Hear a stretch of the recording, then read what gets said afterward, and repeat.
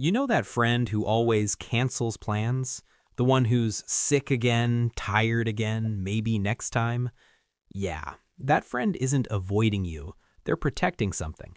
If you're someone who genuinely gets more excited about a Friday night in pajamas than a Friday night out, welcome. You're about to feel very seen.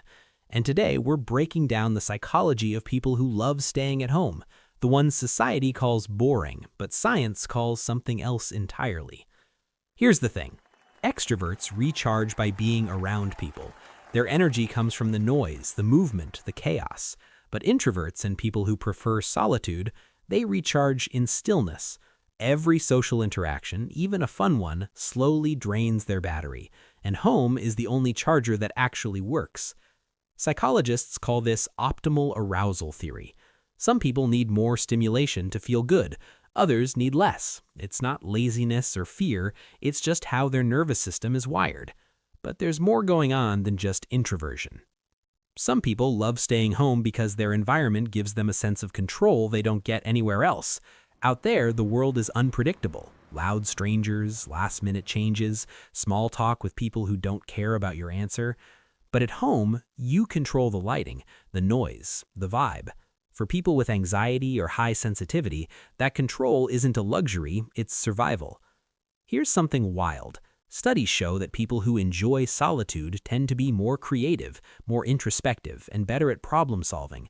Staying home isn't doing nothing, it's where the best ideas are born. Not in a crowded bar, but in a quiet corner with a book or a thought spiral at 2 a.m. And let's be honest, society romanticizes being out there. The influencers, the party pics, the live your best life culture. But what if your best life is a documentary, some soup, and zero obligations? That's not sad. That's self-awareness.